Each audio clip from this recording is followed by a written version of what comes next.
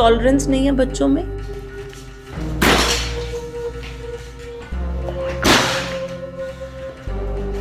क्योंकि माँ बाप ने वो टॉलरेंस दे ही नहीं रखी। दूसरी चीज, एनी टाइम मनी मशीन मत करो। पॉकेट मनी का एक एग्जाम्पल मैं पहले भी दिया हुआ कि give them a pocket money, and उसका normally the rule says 3-5-2, 30% for want, 50% for need, 20% to invest. No, I say 3-5-2, 30% to invest, 50% for your need, 20% for your need. अगर मेरा लॉस था तो किसी का प्रॉफिट तो था। SEBI was on paper but regulation में वो 1992 में आया। फाइन, तो उस समय ब्रोकर ओन्ड एसोसिएशंस थी, यानी भाई हम ही राजा है। वो जैसे नवाजुद्दीन सिद्दीकी साहब का एक डायलॉग है, कभी कभी लगता है कि अपुनीच भगवान है, अपुनीची भगवान है। तो भाई वो ब्रोकर भी अपुनीची भगवान वाला हिसाब चला रहा था। और सेबी खुद कहता है कि 90% इन्वेस्टर लॉस, ट्रेडर्स लॉस में, इन्वेस्टर नहीं कहता, ट्रेडर्स लॉस में है। उसका रीजन है we are trading it like a casino. अब एक चीज नीचे गिर रही है, आपको कि ये 10 की ना यार 12 आ जाए तो बेच दूंगा। अच्छा, वो 10 की 8 हो गई। Now you're in this mindset, ये ना 9 भी आ जाए तो बेच दूंगा। अब वो 0 हो गई। जय हिंद दोस्तों, मैं सी राहुल गुप्ता आप सबको वेलकम करता हूं द आरजी शो में। आज के हमारे जो गेस्ट हैं उनके एक्सपीरियंस और नॉलेज के बारे में मैं क्या ही बोलूं। श्वेता कामा मैम, जो ना केवल हम लोगों को नॉलेज देती हैं बल्कि बीएससी एनएससी तक के लोगों को ट्रेनिंग देती हैं, नॉलेज देती हैं। प्लस उन्होंने जो बहुत अच्छे रूल समझाए 3-5-2, जो एक छोटे बच्चे के लिए भी बहुत इंपॉर्टेंट है। अपनी डे टू डे एक्टिविटीज़ के साथ आप कैसे इन्वेस्टिंग को सीख सकते हैं, कैसे फाइनेंशियल मैनेजमेंट को सीख सकते हैं, इतने मुश्किल सब्जेक्ट को बहुत ही ईजी लैंग्वेज में दोस्तों सीखने के लिए इस पॉडकास्ट को अपनी पूरी फैमिली के साथ जरूर देखना बनता है। तो आइए दोस्तों, अपनी पूरी फैमिली के साथ let's start the podcast now.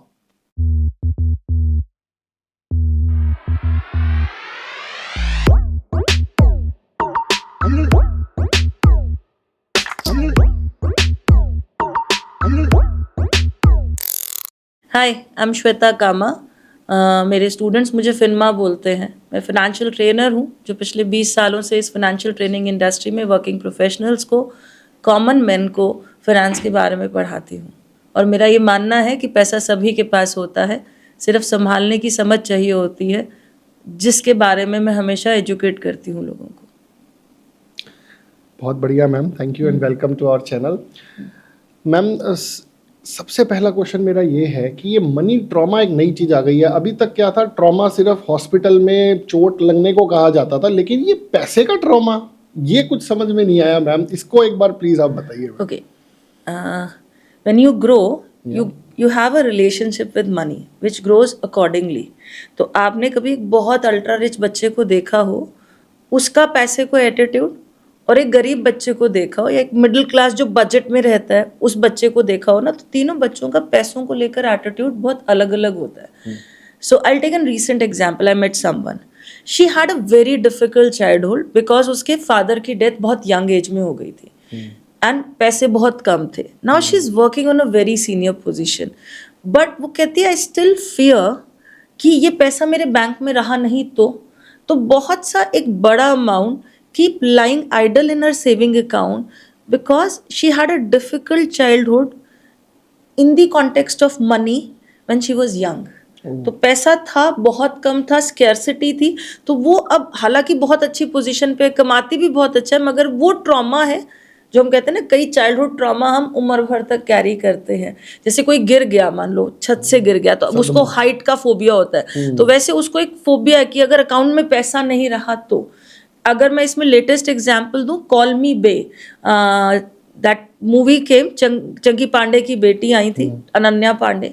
तो उसमें दिखाते कि वो एक सुपर HNI फैमिली से हैं, and then one fine day उसकी लाइफ में कुछ होता है, and now she is in the Mumbai street with middle class. और जब वो वाइट ब्रेड देखती है तो वो बहुत एक फनी सा सीन होता है जहाँ वो कहते हैं अरे ये तो एक्सटिंक्ट हो गई थी। तो जस्ट इमेजिन, जो बहुत अल्ट्रा रिच है वो एग्जॉटिक फ्रूट्स खाता है, फाइन, वो वाइट ब्रेड नहीं देखता है। So her struggle to get her identity back as a normal human being, that picture have shown it very well. So now यहाँ पे क्या हुआ, एक सुपर HNI या अल्ट्रा सुपर HNI गरीब हो गया। तो उसको हमेशा एम्पल मिला था, अब वो खर्च भी उसी एम्पल में कर रहा है, और जब वो एम्पल खत्म होने लगता है तो then there is a trauma again which trigger कि मेरे पास नहीं है। आज की डेट में ना बड़ा एक ट्रेंड है पाकिस्तानी सीरियल देखने का लोगों को, हाँ लेडीज में बहुत सारा ट्रेंड है। सो मैं एक फ्रेंड के यहाँ गई थी तो she was watching, so I was sitting, तो उसमें दिखाते हैं कि वो लड़की एक सैलराइड फैमिली से है, जो लड़का है वो ज्वेलर फैमिली से है, और दोनों ने भाग के शादी करी है, now they are living abroad. उसका फ़ोन का स्क्रीन क्रैक हो जाता है, तो हम स्क्रीन गार्ड लगाते हैं, तो नॉर्मली अगर आपके फ़ोन का स्क्रीन गार्ड क्रैक होगा तो आप क्या करोगे? स्क्रीन गार्ड चेंज वो 100 रुपए का स्क्रीन गार्ड चेंज करा लोगे। वो बंदा नया फ़ोन ले आया, okay, now the conversation is this कि वो लड़की कहती है कि भाई ये तुम्हें इमरजेंसी दिख रही है फ़ोन लाना, मेरा फ़ोन का स्क्रीन टूट गया था तो ये इमरजेंसी ही है। Now difference of upbringing, she is born and brought up in a salaried budgeted family, he was born and brought up with silver और golden spoon to his mouth, तो अगर जो चीज़ टूट गई हम तो दोबारा नहीं लेंगे, he was that kind of person, so he was never able to adjust with scarcity of finance. Finally ये दिखाया जाता है कि वो उस लड़की को छोड़ के अपनी माँ के पास वापस आ जाता है। नाउ इफ यू सी, एक सैलराइड से आया, एक अमीर परिवार से आया, तो हमारी अपब्रिंगिंग में पैसा कितना कब अवेलेबल है वो बहुत मैटर करता है, और वो सबकॉन्शियसली हमारे माइंड में बैठ जाता है। इसका और एक एग्जांपल आपको दूँ, आजकल एक बच्चा, सबके एक या दो, मोस्टली आई सी वन। अब नॉर्मली हम क्या कहते हैं, किसके लिए कर रहा हूँ, इसके लिए कर रहा हूँ। अब आपने उसे ना बोलना सिखाया नहीं, अब जब उसने जो मांगा दे दिया, दैट मीन्स फॉर हिम और हर ही नेवर रियलाइज कि पैसे जा रहे हैं तो चीज़ आ रही है। So the relationship build with the money is ample है, मैं जिस पे हाथ रखूंगा मिल जाएगा, पर दुनिया है, पापा जी का घर तो है नहीं। So when they go into the real world they find it very difficult. That is the way. So that how those money traumas are there, which are still prevailing in the society.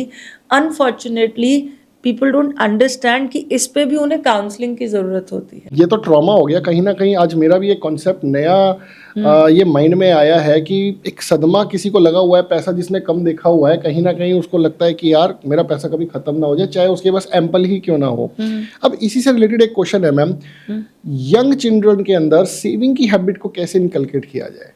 क्योंकि young बच्चे, देखो ma'am, अगर मैं कितना मर्जी पैसा दे जाऊं, अगर मेरी अगली जनरेशन ने नहीं संभाला तो वो सारा स्पॉइल ही करेगा।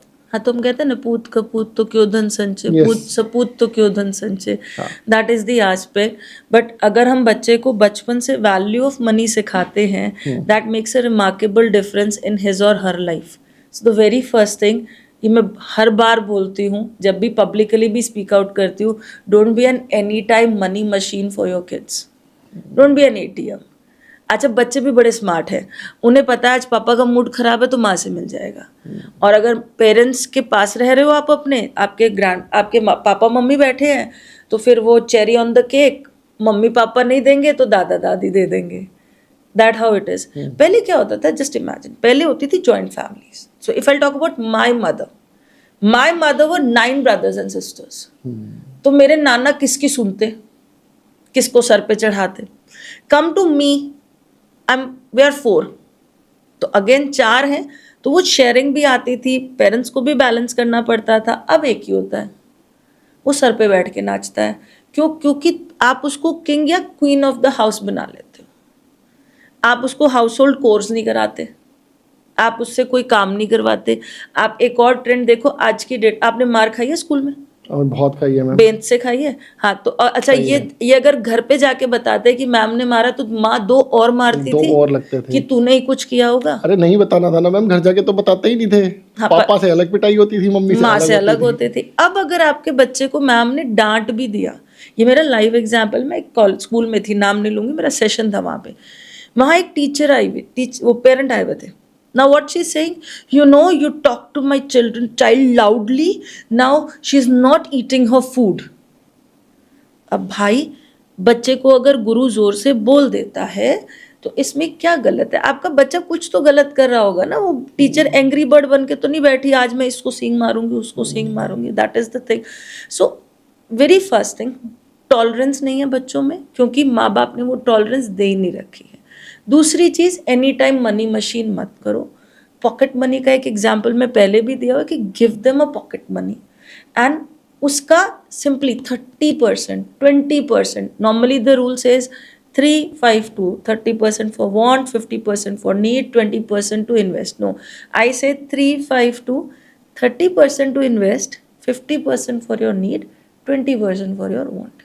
मेरा रूल है 30% टू इन्वेस्ट. तो अब अगर आपका बच्चा मान लो 8-9 साल का और आप उसको पॉकेट मनी दे रहे हो विद दिस रूल, भाई 30% तुझे पहले रखना है and will go and will invest.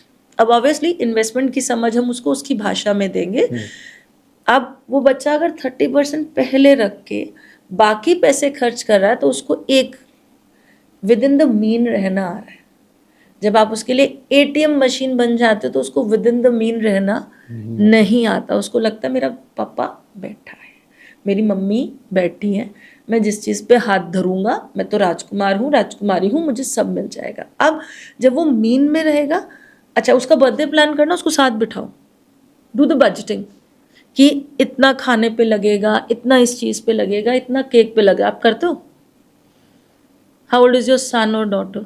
4 years and 9 years. अभी 9 वाले के साथ बात करते हैं. उसका बेटा है बेटी है? दोनों बेटे हैं. दोनों बेटे. तो जो 9 ईयर वाला उसका बर्थडे अब आएगा इस बार आप उसके साथ बैठ के बजटिंग करोगे. यू बिकॉज आज के बच्चे को स्कूल फ्रेंड, गार्डन फ्रेंड्स, सबके लिए पार्टी करनी है, फैमिली के लिए भी चाहिए. We never had that kind of birthdays but they do have. So budgeting. अच्छा, रिटर्न गिफ्ट का बजट क्या होना चाहिए? रिटर्न गिफ्ट का बजट क्या होना चाहिए? केक आएगा, खाना आएगा. Start doing that. Don't, I am not saying pressurize them, just involve them in the basic small budgeting aspect कि हम घूमने जा रहे हैं तो ये खर्चा होएगा.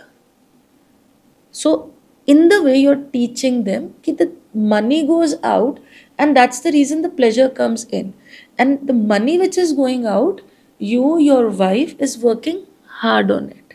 It is not like आपके पास कोई एटीएम या मनी ट्री है जहाँ से पेड़ से आप पैसा तोड़ कर ला रहे हो.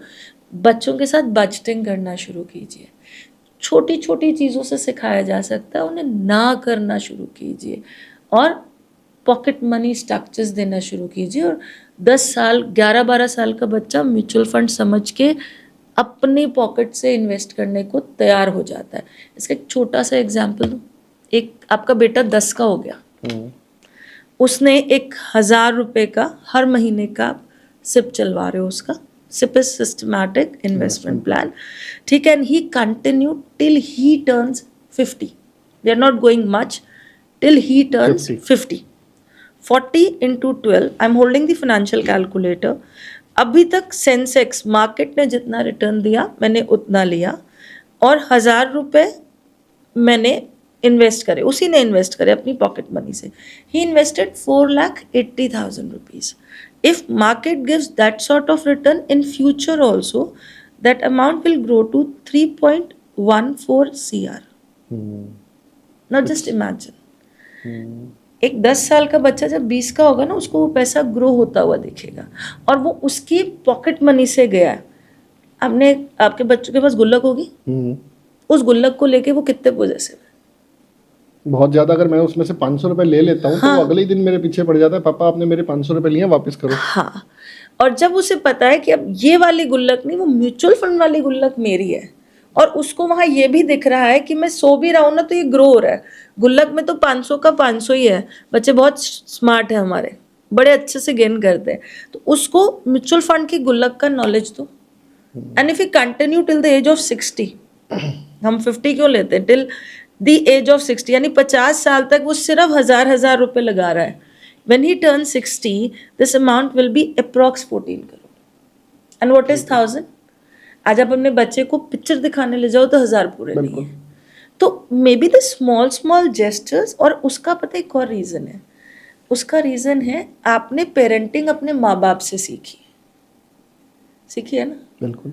दे never trained you how to be a good papa and how to be a good mummy. हाँ, आप पैसिवली वैसे ही पाल पोस के अपने बच्चों को बड़ा कर रहे हो जैसे उन्होंने किया है.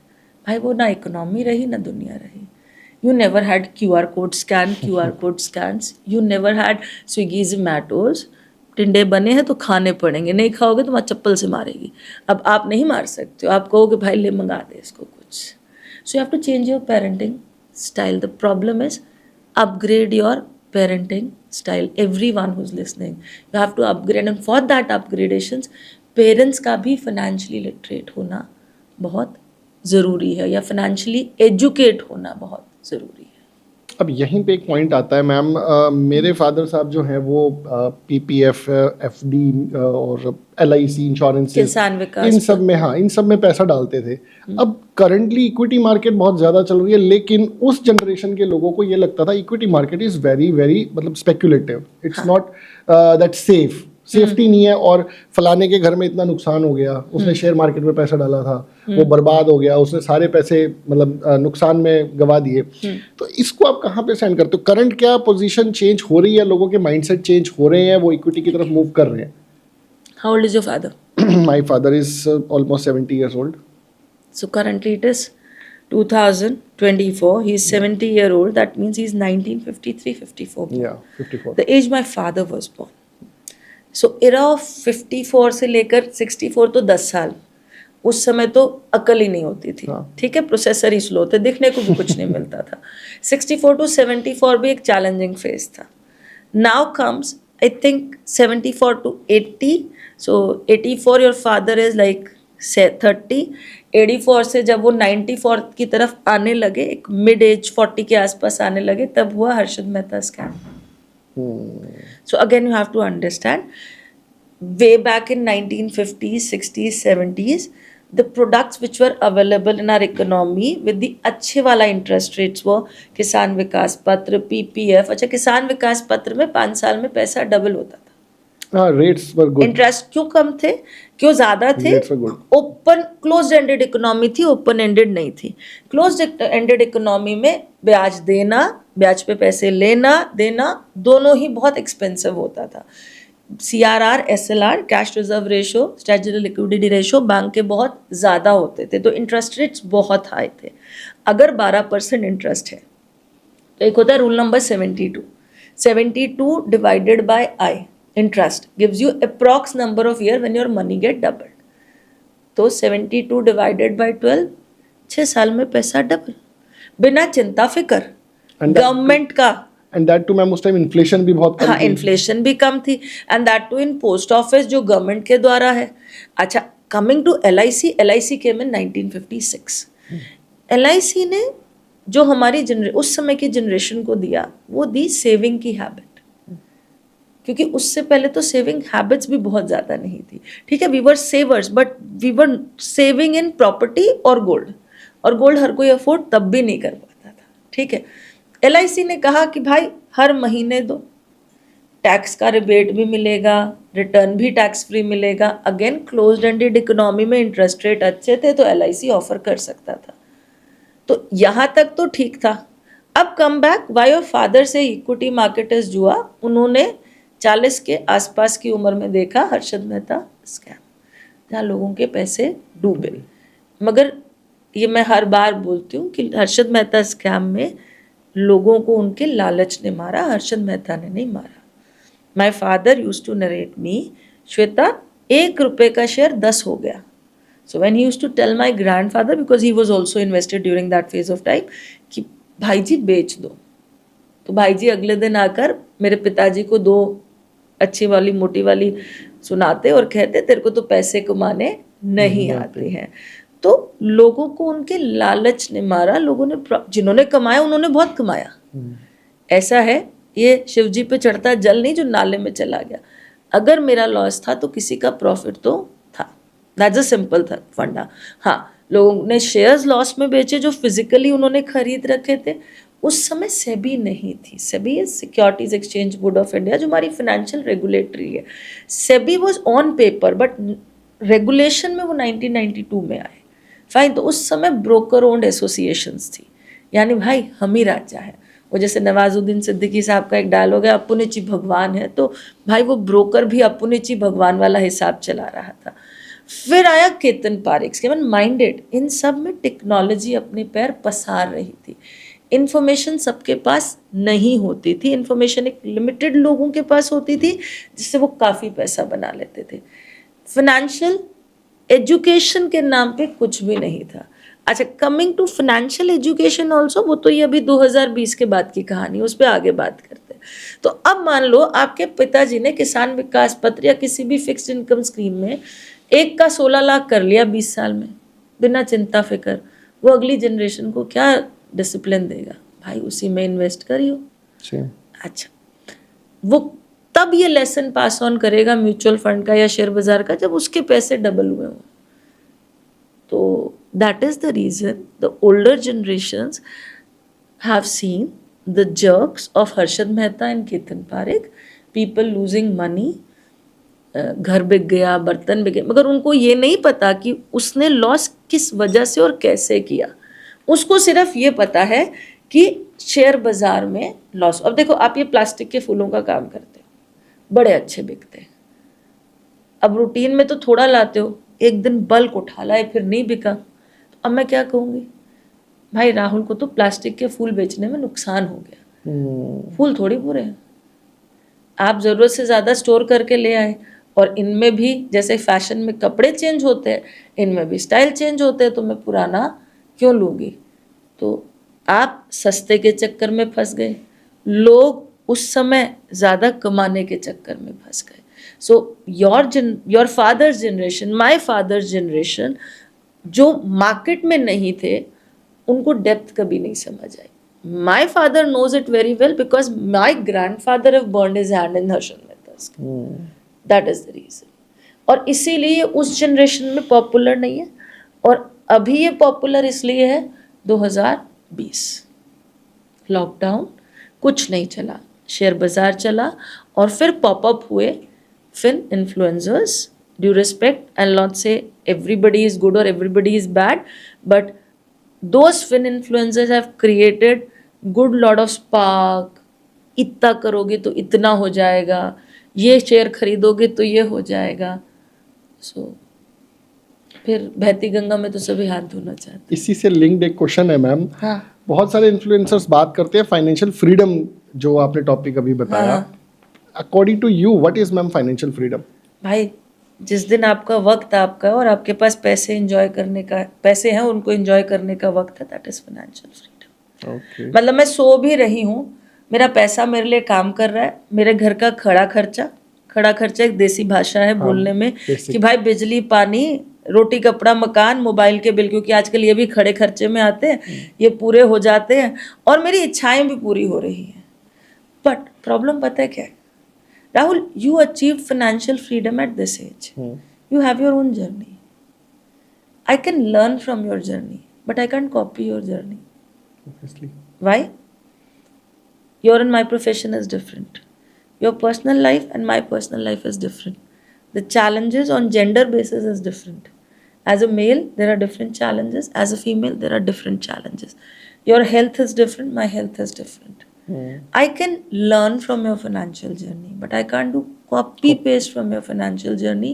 The biggest trouble nowadays is everybody wants to become a crorepati by doing a copy paste, but they don't understand that every person have its own individual financial journey, financial upbringing, understanding of finance is different, how they deal with money is different.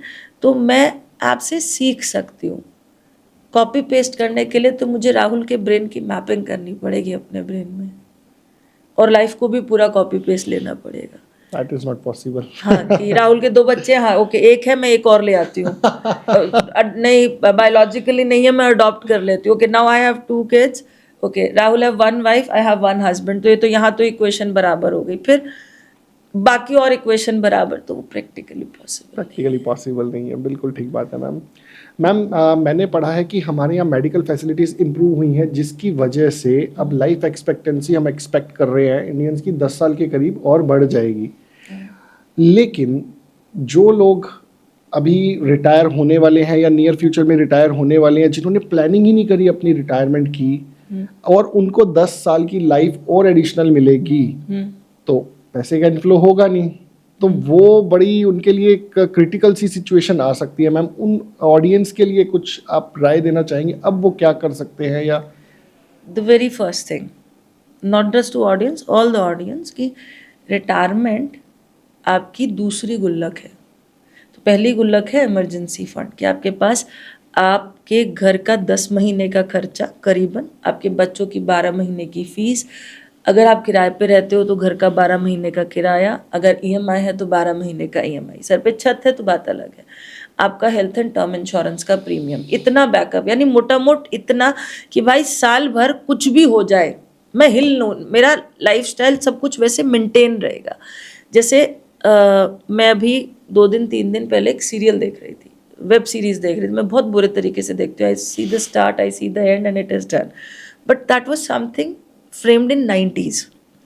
और उसमें वो and what actually made me कि मैं उसको देखूं was कि वो family दिखाते हैं, हस्बैंड वाइफ है, 2 बच्चे हैं, एंड ये वो एरा है जब टेक्नोलॉजी पैर पसार रही थी। तो उस आदमी की प्रिंटिंग प्रेस है, और अब नई प्रिंटिंग प्रेस जो है वो टेक्नोलॉजी के साथ आ रही है, तो he is not able to survive in those. One fine day 2 बच्चे बीवी को छोड़कर कहीं चला जाता है,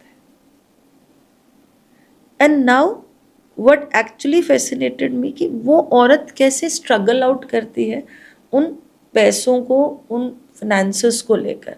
तो यहाँ ये हुआ कि उसने कभी बैकअप रखा ही नहीं इमरजेंसी फंड का, कि अगर मेरा धंधा, और ये सबसे बड़ी दिक्कत बिजनेस फैमिलीज में होती है, सैलराइड फिर बैकअप्स रखते हैं क्योंकि they know they have to live within the budget and mean. Business families के पास बैकअप होना बहुत ज़रूरी है। तो first thing emergency fund, second is risk management aspect, having your health and term insurance, and then your retirement का गुल्लक। अच्छा राहुल, आपने रिटायरमेंट के बारे में कब सोचा? मैम, मैंने रिटायरमेंट का लगभग 25-26 साल के आसपास मुझे किसी ने गाइड किया, वहाँ से मैंने सीखा कि ये क्या है। हाँ, क्या है? तो किसी ने गाइड किया ना। यस। अगर आज अपने 25-26 साल के बच्चे को मिलोगे ना, कल किसने देखा है? हाँ। आई लिव इन टुडे, मैं तो आज ही जीऊँगा। अच्छा, वो ये तो सोचता है कि वो कल मर जाएगा तो क्या होगा, मगर वो ये नहीं सोचता अगर वो कल ज़्यादा जी जाएगा तो क्या होगा। तो यही क्वेश्चन है ma'am. So the thing is कि if dying too early is a risk, living too long is more a risk if you don't have a money, obviously. So those who are on to the verge of retirement, हाथ पर मारने की जरूरत नहीं है, पहले ये देखो कि आप खड़े कहाँ हो। ठीक है, so I should know where I am standing, so where I am standing I should have my balance sheet. Let's say you are getting retired after 5 year, तो पहले राहुल मेरा सजेशन ये होगा कि आप अपना बैलेंस शीट बही खाता देखो, भाई इतने एसेट्स हैं, ये लाइबिलिटीज़ है। लाइबिलिटी में क्या होगा, देखो भाई आपके केस में मान लीजिए कि बच्चे के एजुकेशन, शादी, अच्छा चलो आपके बच्चे भी एजुकेटेड हो गए, तब तक बच्चे की शादी करनी है, और कोई लोन है तो आउटस्टैंडिंग चुकाना है, दैट इज़ द वे। तो वहाँ आप ये क्लियरिटी ले लोगे कि मेरे पास अभी ये रखा है, क्योंकि सबसे बड़ी दिक्कत लोगों को ये भी नहीं पता कि कहाँ क्या कैसे रखा है। अच्छा, अब राहुल मान लो आपके पास ABCD फंड है, आपने D फंड असाइन कर दिया अपने बच्चों की एजुकेशन या शादी का, जो भी आपका गोल रह गया, तो अब आपको पता है वो D फंड आपके लिए अवेलेबल नहीं है। Now you are left with only A, B and C। अब फिर sit with a financial planner, check out what exactly you require with कि मैं 10 साल ज़्यादा जिंदा रहूँ तो। अच्छा, ये पता नहीं एटीट्यूड कहाँ डेवलप हुआ कि जल्दी ही जाना है। आपको याद है जब आप छोटे होते थे और पापा मम्मी घुमाने ले जाते थे, तो पहले तो ATMs नहीं होते थे, कैश साथ में ही ले जाते थे। तो आई स्टिल रिमेंबर मेरे फादर जब बजट आउट करते थे तो 10,000 का खर्चा है तो वो 5 एक्स्ट्रा लेके चलते थे। क्यों? कम रह गए तो ATM मशीन्स नहीं है, और बैंकिंग ट्रांजेक्शन्स भी, I am talking about early of the 80s, late of the 80s, it was tough. जिंदगी में तो वही बही खाता है ना, अगर ज़्यादा जी गए तो पैसे होने बहुत ज़रूरी है। नाउ कमिंग बैक, अब उन्हें करना क्या है? Now somebody is getting retired and that person have 5 crore rupees, उसे इकट्ठा नहीं चाहिए, so he need to have a bucket strategy. पहले 5 साल जो पैसा है कंज्यूम करने के लिए, उसको he parks and fixed income instrument जैसे senior citizen schemes, mutual fund के डेट फंड्स में पार्क किया, सीनियर सिटीजन FDs में पार्क किया, जहाँ से पैसा कंजम्पशन के लिए आ रहा है। तो पहले 5 साल फिक्स, अगले 5 साल जो पैसा है जो चाहिए, यानी somebody is at 60, अब 65 में जो पैसा चाहिए 65 से 70 he can the hybrid combination. Hybrid मतलब थोड़ा इक्विटी ज़्यादा डेट, क्योंकि ज़्यादा अब रिस्क लेने की एज नहीं है। बट राहुल, जो मुझे 70 की उम्र में चाहिए वो तो 10 साल दूर है। और हम इक्विटी के लिए कहते हैं भाई 5 साल से ऊपर जो भी है वो लॉन्ग टर्म है। तो वो लेट्स से 5 में से इस व्यक्ति ने 2 तो 2.5 तो इधर रखे 10 साल के लिए, 2.5 10 साल के बाद चाहिए, वहाँ इक्विटी में लगा दिए। मे बी एग्रेसिव हाइब्रिड, इसमें थोड़ा सा एग्रेसिव हाइब्रिड एक डेट म्यूचुअल फंड है जिसमें इक्विटी भी होती है, थोड़ा सा डेट पोर्शन होता है 10 से 20% 25% का। सो वहाँ उसने लगा दिए। अब इसने पहली बकेट खा ली, अब ये 65 का हो गया। जो इसकी सेकंड बकेट है वो इसकी पहली बकेट बन गई, और जो उसकी 10वें साल की पुरानी वाली बकेट है उसमें से फिर इसने कुछ निकाला, वो 5 में रख दिया, और बाकी पैसे फिर इक्विटी में लगा दिए। तो ये एक मिथ है कि रिटायरमेंट में इक्विटी नहीं, बट एक्चुअली रिटायरमेंट में इक्विटी भी सही। That's very important. So it's a bucket strategy where आप जब रिटायर हुए तो नोटों के बिस्तर पे तो सोओगे नहीं, ठीक है। सो जो पैसा पहले 5 साल के लिए चाहिए उसका स्ट्रैटेजी अलग, अगले 5 साल के लिए चाहिए उसका स्ट्रैटेजी अलग, जो 10 साल के बाद चाहिए, again I am repeating, equity mutual funds not direct equity, because किसी भी रिटेलर को डायरेक्ट इक्विटी का समझ नहीं है। इक्विटी म्यूचुअल फंड्स एक एक्सपर्ट मैनेज करता है, वो एक्सपर्ट है और ट्रांसपेरेंट स्ट्रक्चर है। So always go with the mutual funds rather than direct equity. So bucket strategy can work well with those people who are sitting on retirement. तो उसमें मान लो उसको लगता है कि ये पैसा ना 10-15 साल तक ही चलेगा, पर जो पैसा उसने 10 साल के बाद का इक्विटी में रख दिया तो वो 10 साल कंपाउंड हो गया ना डियर। तो वो और उसका चल जाएगा। और meanwhile retirement doesn't mean you stop working, retirement means you start enjoying your time in your own way. He can do some or other things to keep himself engaged and earn something out of it. So that can be a view. Ma'am इसी के अंदर एक point है कि आप बोल रहे हो रिटेल इन्वेस्टर्स को डायरेक्ट इक्विटी में नहीं जाना चाहिए, लेकिन मैं इतने लोगों की इनकम टैक्स की रिटर्न्स भरता हूँ जो डायरेक्ट ऑप्शंस एंड फ्यूचर्स करते हैं।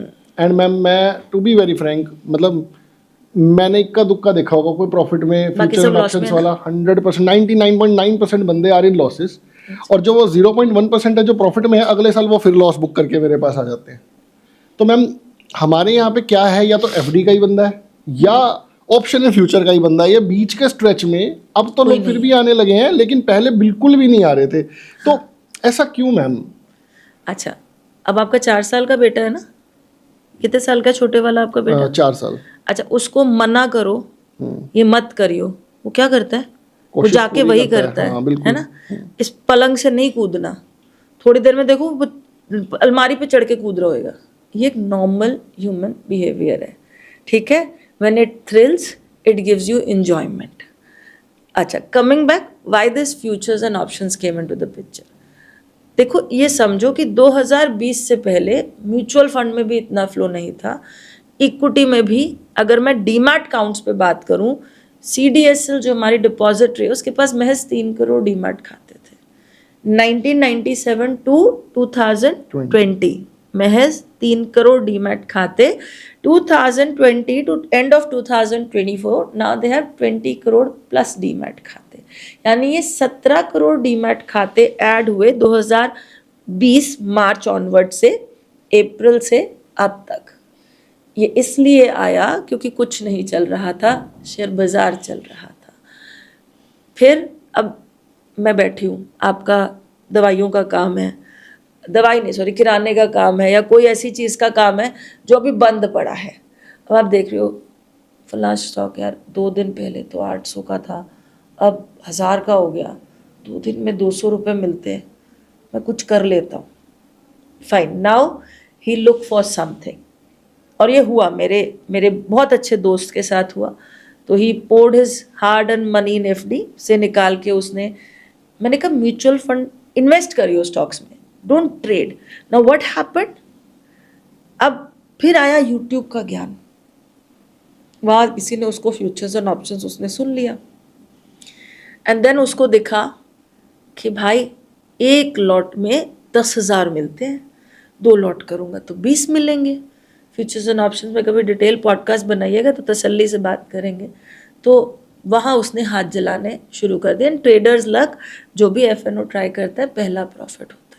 हम यहाँ जितने रूम में बैठे हैं, किसी ने नहीं ट्राई किया है। मैंने भी किया था मैम, कोविड के टाइम पे 50,000 प्रॉफिट आया था। हाँ, फिर लेके गया होगा। 1 वीक। हाँ, उसके बाद 50,000 की इन्वेस्टमेंट थी। मैं ज्यादा खेला ही नहीं, मैंने सिर्फ ऑप्शंस ही खेले थे। हाँ, फ्यूचर्स में तो गया ही नहीं क्योंकि उसमें मार्जिन ही इतना बड़ा था। मार्जिन चाहिए था। ठीक है, मेरे को तो मतलब टाइम पास करने के लिए मैम मैं जुड़ा था कोविड में। तो जो 50,000 की इन्वेस्टमेंट थी वो 7-8 हजार करके मैंने वापस निकाली थी। 43,000 का मोटा मोटी लॉस हो गया ना। अब हंस के यही उसके बाद कोविड खत्म हो गया था, मैंने निकाल लिए पैसे। मार्केट कहता है गले लग जा, फिर मैं तेरा गला दबा दूंगा। So market is those who actually trade into markets. पहले मैं बात करती हूँ ट्रेडर की, जो थरो ट्रेडर है, जिसका गल्ला है शेयर बाजार। व्हेन आई से गल्ला, जैसे सुनार का काम है सोने से ज्वेलरी बनाना, आपका गल्ला है CA का काम करना। ठीक है, आप थरो एक प्रोफेशनल CEO, तो उसका गल्ला है शेयर बाजार, उसकी ज़िंदगी है शेयर बाजार। वो 9 से 5 एक ही चीज़ देखता है, शेयर बाजार। वो ये नहीं देखता कौन सी ट्रेड टिप आ रही है, उसके हिसाब से काम करो। you have to understand, you need expertise when you're a trader into the market। आपका bread and butter है। मैं हर बार बोलती हूँ, मैं बार बार बोलती हूँ, जो ट्रेडर कमा रहा है वो किसी भी चैनल पर आकर ज्ञान नहीं दे रहा है। मैं ट्रेडर की बात कर रही हूँ, इन्वेस्टर्स की बात नहीं कर रही हूँ। वो ट्रेडर कहता है भाई मंडे टू फ्राइडे काम करूँगा, सैटरडे संडे में चद्दर तान के सोऊंगा, अपनी फैमिली में इंजॉय करूँगा, मुझे नहीं चाहिए। There are many influencers which are being caught by SEBI. एक वो चार्ट का बाप या बाप का चार्ट था, that guy used to come in a limo with 4 bouncers. I don't know whether you heard his news. और वो कोर्स बेचता था और खुद 2-2.5 करोड़ के नीचे था ट्रेड पे। तो ये एक फैक्ट है। अगर आपके ऑडियंस को ट्रेडिंग करना है, ट्रेडिंग, वो कहते हैं ना आटा गूंदने के लिए आटे में हाथ सानने पड़ते, तो ट्रेडिंग टर्मिनल्स पे जॉब कीजिए, वहाँ सीखिए। एक दिन का काम नहीं है। मार्केट रोज़ कुछ नया दिखाता है। मैं खुद एक मार्केट में रह रही हूँ, डेली मुझे कुछ ना कुछ नया सिखाता है। That is the reason. और सेबी खुद कहता है कि 90% इन्वेस्टर ट्रेडर्स लॉस में है। इन्वेस्टर नहीं कहता, ट्रेडर्स लॉस में है। उसका रीज़न है we are trading it like a casino. ये 9 पे आएगा। और अच्छा, फिर एक और मज़े की बात, फिर पता है क्या आता है, एक बायस आता है, मैंने खरीदा चलेगा। फिर मैं कहूँगी बापूजी का घर थोड़ी है जो तुम्हारे कहने से चलेगा। शेयर का बाजार है, ट्रेंड इज दी फ्रेंड। तेरे कहने से मार्केट नीचे या ऊपर थोड़ी जाएगी। तो ये एक साइकोलॉजिकल बायस। और एक और चीज़, अब एक चीज़ नीचे गिर रही है, आप कहोगे ये 10 की ना यार 12 आ जाए तो बेच दूंगा। अच्छा, वो 10 की 8 हो गई। Now you are in this mind set, ये ना 9 भी आ जाए तो बेच दूंगा। अब वो 0 हो गई, वहाँ तेरे पैसे गए। सो ऐसा नहीं मार्केट निकलने का मौका नहीं देता। The psychology of trading is altogether different ball game and people are not ready for it. You are a first generation trader. अगर आप प्रोफेशनली करोगे ना, आप इस नॉलेज को अगली जनरेशन को पास ऑन करोगे। तो आपने जो थरो, जिनकी जीन में ट्रेडिंग दौड़ती है ना, कभी उनसे मिलिएगा।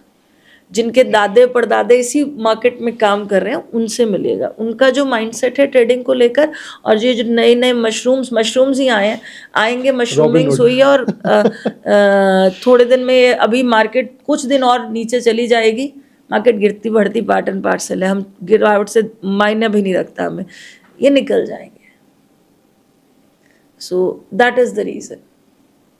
मैम यहीं पे अब एक क्वेश्चन और बनता है, क्या म्यूचुअल फंड एक बेटर ऑप्शन है इक्विटी इन्वेस्टमेंट्स में जाने का, जिनको नॉलेज नहीं है, जो टाइम डिवोट नहीं करना चाहते? क्योंकि बहुत सारे बंदे हैं मैम अपने बिजनेस में या जॉब्स में इतना बिजी है, वो कहते हैं यार हम मार्केट को स्टडी करके डेली बेसिस पे चेक नहीं कर सकते।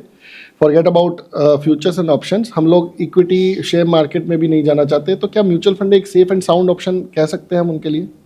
Can you stitch your shoes by your own? No ना।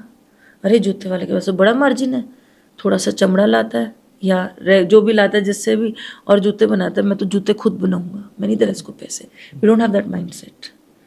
we pay for the expertise, from your suit to watch to the socks you're wearing to the tie you're wearing, for your haircut to your frames. Everything you have paid, and for what you have paid? You have paid for expertise. Expertise. आपने बाल कटवा के आते हो, मोची से नहीं कटवाएंगे हम बाल। हाँ, और पैसे दे के आते हो किस चीज़ के लिए? कि भाई इसने मेरे बाल ढंग से काटे हैं। तो म्यूचुअल फंड वो एक्सपर्ट है। और पहली चीज़, म्यूचुअल फंड एक ट्रांसपेरेंट स्ट्रक्चर है, ट्रांसपेरेंट है, आप आर पार देख सकते हैं। ठीक है, ये जो मिथ आता है ना कि म्यूचुअल फंड में आपका पैसा कोई और यूज़ कर लेगा, नहीं। म्यूचुअल फंड में आपका पैसा, so let's say I am the mutual fund company, आपने मुझे पैसा दिया, ये पैसा मेरे पास नहीं रहेगा, ये कस्टोडियन के पास रहेगा। कस्टोडियन जो है उसकी रखवाली करता है, और मैं फंड मैनेजर हूँ, मैं सिर्फ उसे देख सकती हूँ, मैनेज कर सकती हूँ। बट मैम यहीं पे कुछ फाइनेंशियल इन्फ्लुएंसर्स ने कुछ वीडियोस डाली थी जिसमें उन्होंने ये बोला था कि ये अगला जो सबसे बड़ा स्कैम है वो म्यूचुअल फंड इंडस्ट्री में होने वाला है। मेरे को खुद डर लगा था मैम उस दिन। पहली चीज़, मैं आपको ना म्यूचुअल फंड का स्ट्रक्चर समझाती हूँ, जो शायद आपकी ऑडियंस को भी समझना ज़रूरी है। रैंडमली कोई भी उठकर म्यूचुअल फंड का बिजनेस शुरू करे, ऐसा नहीं होता है। ठीक है, अभी जैसे कोई सीमेंट का बहुत बड़ा जायंट है, वो सीमेंट वाला आके सेबी को कहता है भाई मैं तो म्यूचुअल फंड का बिजनेस शुरू करूँगा, तो सेबी उसे परमिशन नहीं देती है। जो म्यूचुअल फंड का बिजनेस शुरू करना चाहता है उसे हम कहते हैं स्पॉन्सर। स्पॉन्सर जो कंपनी है उसका फाइनेंशियल इंडस्ट्री में होना ज़रूरी है 5 साल से। So there are complete full fledged guidelines on balance sheets. आप सीए हैं तो आप समझते हैं कि भाई नेटवर्थ कितनी होनी चाहिए, इन सब पे पूरी गाइडलाइन है। Once that guideline is clear, satisfied, फिर उन्हें परमिशन मिलती है कि भाई आप म्यूचुअल फंड का बिजनेस करें। तो वो पहले बनाता है ट्रस्ट। तो आप जितने म्यूचुअल फंड हाउसेस हैं उनकी ट्रस्ट है। ट्रस्ट में बेनिफिशियरी होता है म्यूचुअल फंड यूनिट होल्डर, जो इन फ्यूचर उस कंपनी से म्यूचुअल फंड खरीदेगा। ट्रस्ट का काम होता है कि वो म्यूचुअल फंड कंपनी जो पैसे ला रही है वो सेबी की गाइडलाइन से मैनेज हो रहे हैं, उनका मिसयूज नहीं हो रहा है। वो पीरियडिकली उन्हें रिव्यू करती है एक टाइम फ्रेम में। Now comes the asset management company. तो मैं हंस के कहती हूँ 3 व्हीलर है। पहला पहिया स्पॉन्सर जो सेबी के पास जाता है, कहता है भाई मुझे म्यूचुअल फंड शुरू करना है। फिर दूसरा पहिया ट्रस्टी, तो ट्रस्ट बनाई जाती है जो आपके पैसे की निगरानी करती है। तीसरा पहिया एसेट मैनेजमेंट कंपनी, जो एसेट मैनेजमेंट कंपनी है वो आपको प्रोडक्ट बेचती है। अब एसेट मैनेजमेंट कंपनी में फंड मैनेजर्स होते हैं जो आपके पैसे को मैनेज करते हैं। तो पहली चीज़, रैंडमली कोई भी स्कीम नहीं ला सकते। आपने कोई फैंसी नेम स्कीम्स नहीं सुनी होगी, है जैसे वो कहते बाबू भाई 7 दिन में पैसा डबल, ऐसा कुछ स्कीम नहीं होता। सेबी की गाइडलाइंस है स्कीम के नाम को भी लेकर कि यही नाम रखना है। सो एक फंड है लार्ज कैप फंड, तो अब वो लार्ज कैप फंड ही कहलाएगा, चाहे आपकी एएमसी चलाए चाहे मेरी एएमसी चलाए। ठीक है, तो नाम पे भी गाइडलाइन है, खर्चे पे भी गाइडलाइन है। अगर कोई पेनल्टी है एएमसी को तो अपनी जेब से भरनी है। एंट्री लोड्स नहीं है, एग्जिट लोड पे भी गाइडलाइन है, और एग्जिट लोड जो कटता है वो स्कीम के अंदर वापस जाता है। फाइन, कमिंग बैक, अब आप फंड मैनेजर हो, आपके पास 1000 करोड़ का AUM है, आप बैंक के खाते में देख सकते हो पैसा कितना है, आप अपने अकाउंट में देख सकते हो कौन सी शेयर्स, डिबेंचर्स या बॉन्ड्स आपने खरीद रखे हैं। उसकी कस्टडी कस्टोडियन के पास होती है, और कस्टोडियन को हायर करता है ट्रस्टी, और ये कस्टोडियन सेबी रजिस्टर्ड होते हैं। तो आपका पैसा फंड मैनेजर के पास नहीं होता। प्लीज अंडरस्टैंड, एक टर्म आई थी फ्रंट रनिंग। फ्रंट रनिंग में आपके पैसे को कहीं भी हाथ नहीं लगाया गया। फ्रंट रनिंग में क्या हुआ, आप एक ब्रोकरेज, आप एक म्यूचुअल फंड हाउस में काम करते थे राहुल, आप एक फंड मैनेजर की टीम में थे, आपको एक न्यूज़ मिली कि फलाना फंड मैनेजर ABC के शेयर खरीद रहा है। आपने मुझे फ़ोन किया, श्वेता मेरे और अपने पैसे लगा के पहले से खरीद ले, क्योंकि जब म्यूचुअल फंड खरीदेगा तो बल्क बाइंग होगी तो भाव उठेगा। तो इसे कहते हैं फ्रंट रनिंग, जो पहले न्यूज़ बाहर आती है और लोग उसमें पोजीशन ले लेते हैं और वो बेच के निकल जाते हैं जब म्यूचुअल फंड एंटर करता है, because the price jump out. अब इसमें कहीं पे भी कस्टमर का पैसा लगा नहीं, कोई नुकसान नहीं है। नहीं लगा। यानी फंड मैनेजर आपके पैसे को हाथ नहीं लगा सकता। हाथ नहीं लगा रहा, बट बेसिकली वो इस न्यूज को यूज करके कुछ प्रॉफिट निकाल रहा है। उसने निकाला या उसकी टीम में से किसी ने निकाला, तो उसको वो एथिकली वो रॉन्ग है। जैसे Ethically wrong है। इनसाइडर ट्रेडिंग आप देखते हैं।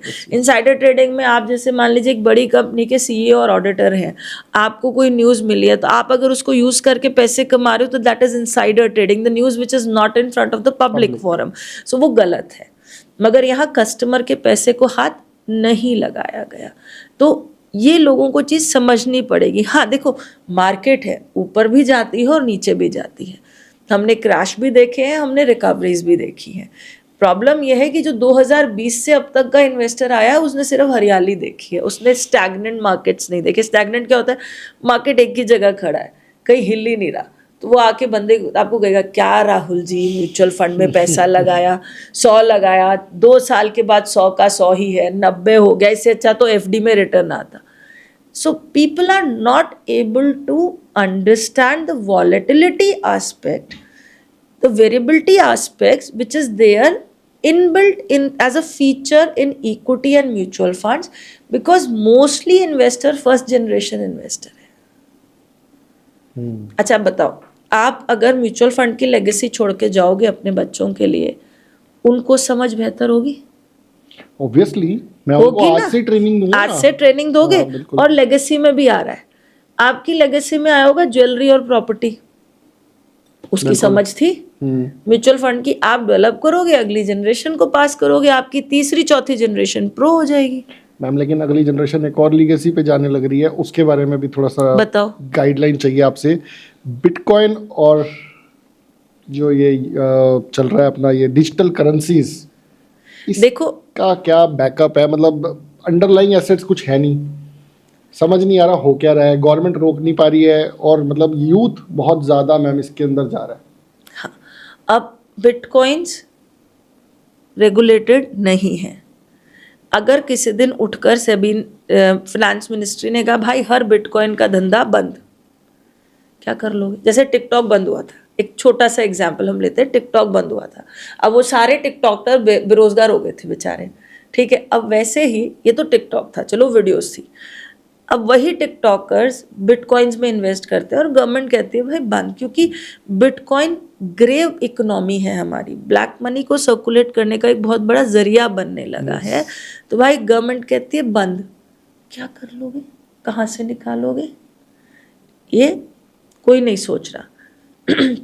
I'll not name that person promoted, वो एक बहुत बड़े सो कॉल्ड फिन इन्फ्लुएंसर हैं जिन्होंने एक प्लेटफॉर्म को प्रमोट किया था, वजीर एक्स या पता नहीं कौन सा था, और लोगों ने उनसे इन्फ्लुएंस होके वहाँ पे गए भी, क्या हुआ? बंद हो गया।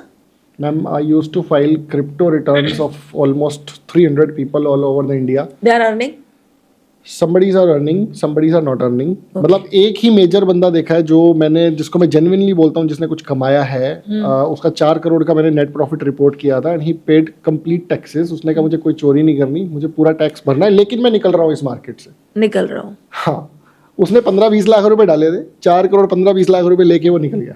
हाँ, so fair enough, and might be he have done crypto mining.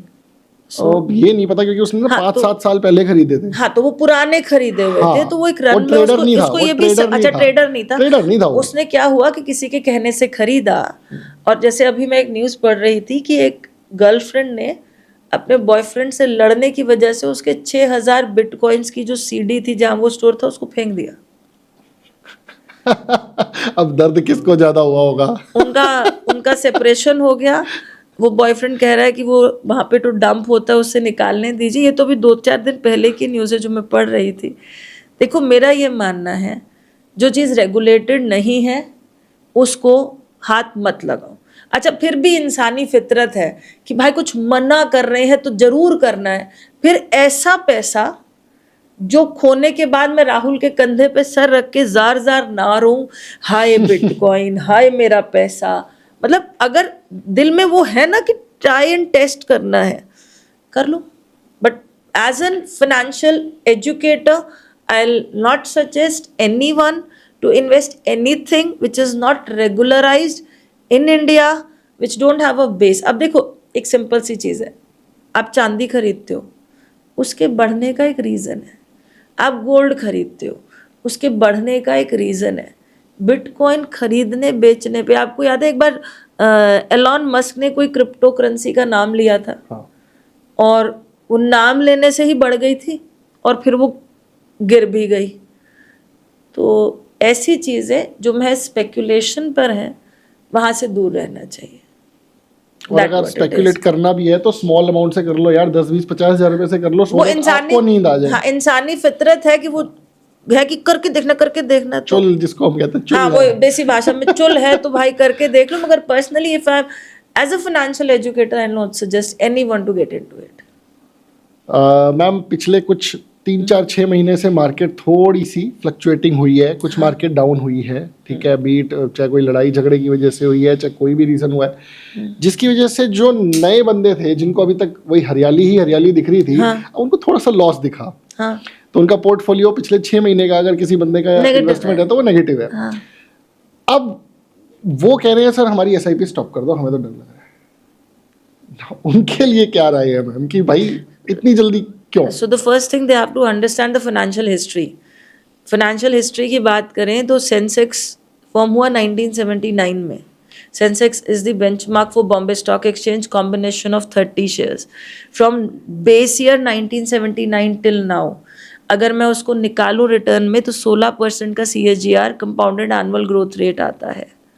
मगर ये जो 45 ईयर्स है ना राहुल, इनमें हमने क्या क्या नहीं देखा। तो you count from 1979 till now, Bharat Pakistan लड़ाई, चाइना से लड़ाई, unstable governments, liberalisation policies, 2G घोटाला, चारा घोटाला, तेलगी घोटाला, हर्षद मेहता, केतन पारेख, US का सब प्राइम, एशिया का स्लो डाउन, हमारा देश कंगाली की कगार पे, मतलब एक वक्त वो भी था। यानी ये 45 ईयर्स भारत की इकोनॉमी में स्मूथ नहीं थे। डिस्पाइट ऑफ दैट धंधे से रिटर्न आया 16%। तो राहुल, एक देसी भाषा में बात, एक देश की तरक्की में प्रोमिनेंट योगदान होता है व्यापार का, और ये व्यापार का जो ग्रोथ है वो हम शेयर के भाव में, शेयर बाजार में देखते हैं। तो अभी जब ट्रेड फेयर था, ट्रेड फेयर में उन्होंने एक टैगलाइन लिखी थी, विकसित भारत का आधार भारत का शेयर बाजार। तो इसका लॉजिक देखो ना, कंपनियां ग्रो करेंगी तो उनका भाव भी ग्रो करेगा। तो जहां हम बात करते हैं कि हम तीसरी सबसे बड़ी इकोनॉमी होंगे, तो इस इंजन को चलाएगा कौन? व्यापार ही चलाएगा। दान भी तभी होता है जब जेब में पैसे होते हैं, यानी व्यापार ही चलाएगा। जिस दिन लोगों को ये समझ आ गया कि जब वो शेयर खरीदते हैं वो एक व्यापार खरीदते हैं, चाहे वो डायरेक्ट खरीदे चाहे वो म्यूचुअल फंड माध्यम से इन्वेस्ट करे। म्यूचुअल फंड में एक आ जाता है, वो पूल में पैसा है, वहाँ एक एक्सपर्ट मैनेज कर रहा है। अगर उस पूल में एक शेयर भी नीचे जा रहा है तो मुझे इतना डेंट नहीं देगा। वहीं पर राहुल, आपके पास एक ही शेयर है और वो डूब रहा है, तो आज तो सर मत्था पकड़ के बैठ जाओगे बिल्कुल कि क्या हुआ क्या नहीं हुआ। सो लोगों को अपनी सोच बदलनी पड़ेगी। एक, they should know the why they are investing. So in your case you are investing for your son's education who's 9, another son's education who's 4, then you are investing for their marriage.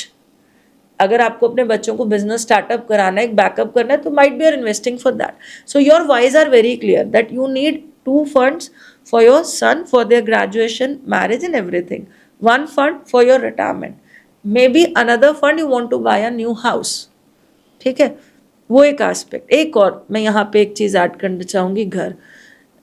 Stop making your self convince with this subject कि घर नहीं खरीदना चाहिए। Inflation बढ़ रही है, किराए भी बढ़ रहे हैं। दिल्ली का भी 100 रुपये में भी किराया होता था दिल्ली में।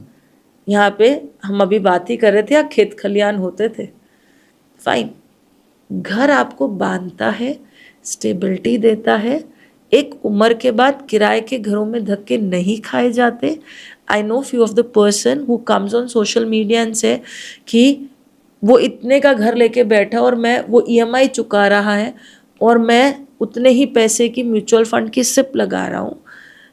आप दोनों का लाइफस्टाइल अलग है, दोनों की सोच अलग है।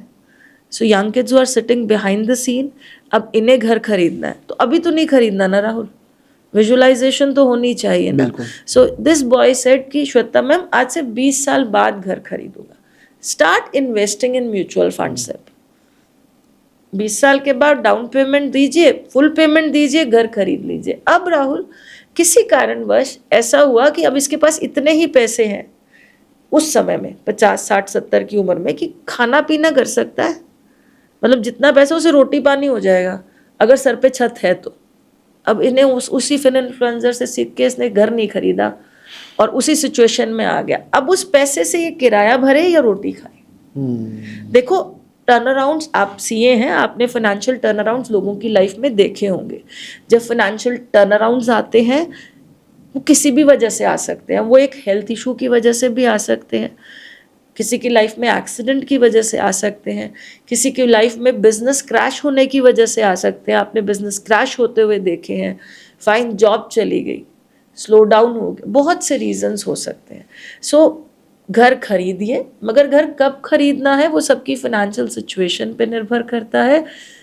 50 60 70 की उम्र में आप किराए के घरों में हर 11 महीने में बोरिया बिस्तरा उठाना प्रेफर नहीं करेंगे. So it's very important in your financial goal, write down, yes I want to buy a home, a place where it's my place and I want to live peacefully. घर चाहिए क्योंकि किराया भी बढ़ेगा. अभी yesterday I was checking rents in Mumbai. In Worli, a 1 BHK apartment, the rent is 1.25 lakh per month. Yes, and 1 BHK कितना होगा? Ma'am, मतलब ये इतना होएगा, ये आपका जो ये है. कई बंदों की तो सैलरीज है मैम 1,25,000. हाँ, so that what it is. It matters a lot कि अगर आप ये कह रहे हो इन्फ्लेशन बढ़ रही है, भाई आगे जाके रेंटल भी बढ़ रहा है. रेंटल्स बढ़े हैं ना. अभी हम जब नीचे बैठे बात कर रहे थे कि प्रॉपर्टी का प्राइस बढ़ा है तो रेंट भी बढ़ रहा है. और खुदा न खास्ता किसी के जीवन में ऐसा मोड़ आ जाए कि भाई इतना ही पैसा है कि खाना खा लेगा, किराया नहीं देगा, तो फिर कहाँ जाएगा वो. बिल्कुल ठीक बात है. तो चाहे छोटा सा हो, छत तो अपना हो. एंड अब आप देखो ना, यूएस में एक ट्रेंड आ गया है, tiny home nations. You check it out. वहाँ तो वो ट्रॉले में भी घूम लेते हैं. तो वो ना छोटे घरों में शिफ्ट हो रहे हैं. क्यों? एक, छोटा घर सस्ता है, मिनिमलिस्टिक रहोगे. आप मुंबई में जाओ ना, छोटे घर होते हैं तो वहाँ कोई भी सामान लाने से पहले सोचना पड़ता है. आप और मैं दिल्ली बेल्ट में रहते हैं, यहाँ घर भी बड़े बड़े होते हैं. हम दिल्ली से बड़े होते हैं हमारी साइड. हाँ भाई, यहाँ पे और बड़े होते हैं आपके कुंडली की तरफ में. तो यहाँ तो हाइट ऑफ इट, मैंने, मेरे एक फ्रेंड थे, अब तो मेरा टच नहीं रहा, उनके घर की छत पे बाथ टब पड़ा था उनका पुराना. मैं कही क्यों रख रखा है?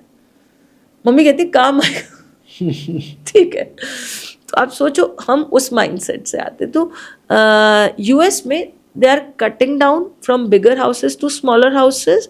रीजन, एक एज के बाद, अब अपने पेरेंट्स को देख लीजिए, मैं मेरे पेरेंट्स को देख लूँ, उनका अपना बेडरूम, किचन या टॉयलेट, बाकी घर में वो घूमते भी नहीं. तो घर होना चाहिए. ये मैं हर बार बोलती हूँ.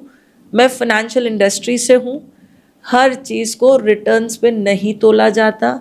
हर किसी की फाइनेंशियल जर्नी अलग होती है. The most hilarious stuff I have heard is, Shahrukh Khan ने मन्नत खरीदा था, शाहरुख खान साहब ने, उतना ही पैसा मन्नत नहीं वो स्टॉक मार्केट में लगाते. अरे भाई, not everything is related to return. मुझे मेरा पीस ऑफ माइंड, मेरा घर चाहिए. So yes, returns are important, but हर फाइनेंशियल गोल के लिए एक अलग एसेट क्लास होता है और ज़िंदगी में सुकून के लिए घर होता है. बहुत बहुत बढ़िया सेइंग है मैम. मैम, यहीं पे अब जब हम इन्वेस्टमेंट से रिलेटेड बात कर ही रहे हैं तो मैं यहाँ पे एक चीज़ और जानना चाहता हूँ. Medical insurance and life insurance, बहुत सारी जनता को यही नहीं पता ये किस एज पे लेना चाहिए और कितने अमाउंट का लेना चाहिए. ओके. जिस दिन बच्चा कमाना शुरू करता है उसी दिन उसको अपना एक सेपरेट मेडिकल इंश्योरेंस और टर्म इंश्योरेंस. व्हेन आई से life insurance, it's a very broader term. Life insurance में हमारे पास एंडोमेंट प्लान्स भी आते हैं, यूलिप प्लान्स भी आते हैं और टर्म इंश्योरेंस भी आती है. टर्म इंश्योरेंस का कॉन्सेप्ट पहले पॉपुलर नहीं था. टर्म इंश्योरेंस कितनी होनी चाहिए? सो राहुल, आप ही का एग्जाम्पल अगेन मैं लेती हूँ कि भाई मान लीजिए आप अभी 20 लाख रुपए साल का कमाते हैं, ठीक है, 10 गुना उसका 2 करोड़. मान लीजिए आप पे 50 लाख का होम लोन है, तो 2.5 करोड़। ये एक ब्रॉड कैलकुलेशन है। अब अगर मैं इसको कैलकुलेशन में घुस जाऊंगी, अगर इफ समबडी डाई टुडे तो उसके बच्चों की एजुकेशन डिस्टर्ब नहीं होनी चाहिए, मैरिज का हिसाब डिस्टर्ब नहीं होना चाहिए, तो उसकी आज के हिसाब से कीमत, क्योंकि ऑब्वियसली वो ग्रो करेगा। Women outlive main. अगर आपकी वाइफ होम मेकर है तो उनका इंतजाम भी आप ही को करना है, तो उतना पैसा कि जब तक वो जिंदा है आराम से, तो उसको हम कहते हैं ह्यूमन लाइफ कैलकुलेट करना। वो कैलकुलेशन निकालूंगी तो अमाउंट थोड़ा बहुत और ज़्यादा आ सकता है, बट ब्रॉडली जो आप कमाते हो सालाना पैकेज का 10 से 15 गुना, प्लस अगर आपका होम लोन या कोई बड़ा लोन चल रहा है उसका अमाउंट भी उसमें इंक्लूड कर दीजिए। यंग एज में क्यों लेना चाहिए? Term insurances, medical insurances Covid के बाद से महंगे हो गए। तो जो मैं आपको बताऊँ, मैंने 2019 में लिया, मेरे लिए टॉपअप लिया था टर्म इंश्योरेंस का 50 लाख का, और I paid 45,000 rupees for 5 years. That's a limited premium plan and I'm covered till my whole life. Whole life मतलब 100. तो अब वही प्रीमियम 39 की एज में आज कोई लेना चाहे तो उसका प्रीमियम समवेयर अराउंड 65 to 80,000 के बीच में, इतना अंतर आ गया। तो यंग एज में लोग, अब मान लो again I take the example of your star who are sitting behind the camera, this young kid taken a term insurance on himself at the age of 25-50 lakh rupees. Now he have a piece that if anything happens my family have 50 lakh rupees. Now he grow, अब इसकी शादी हो गई, बच्चे हो गए, अच्छा business इसका सेट हो गया, ऑब्वियसली इसका वैल्यू बढ़ गया, अब इसको पैसे और चाहिए, so now he insure himself at the age of 30 more 1 crore. तो 50 पहले से आ रहा था, 1 करोड़ का इसने टॉपअप ले लिया, तो now is insured for 1.5 crore. तो यंग एज में लेने से ये होता है कि एक तो सस्ता मिलता है, एंड एज हम जिंदगी के और छोटे छोटे माइलस्टोन्स क्रॉस करते हैं वहाँ हम टॉपअप आसानी से कर पाते हैं। कमिंग टू मेडिकल इंश्योरेंस, आप 5 स्टार हॉस्पिटल में जाते हो और मुझे जस्ट टेकिंग एन एग्जाम्पल, आजकल हॉस्पिटल्स है ही नहीं, आपने बिल्कुल ठीक बोला है, वो 5 स्टार हॉस्पिटल है। आप 5 स्टार हॉस्पिटल में जाते हो, मैं लोकल घर के पास में जो नर्सिंग होम है वहाँ जाती हूँ। तो मेडिकल इंश्योरेंस का अमाउंट डिपेंड करता है आपके डिपेंडेंट्स कितने हैं, आपके घर में कौन कौन है, और आपका स्टैंडर्ड ऑफ लिविंग क्या है, and plus your health history. But everybody should be insured along with critical illness cover. Critical illness cover इसलिए क्योंकि आजकल हर चीज़ में ना केमिकल है, so there are lot many critical diseases which occur later on into the life, which is not genetic but which is because of the lifestyle or things which we are eating.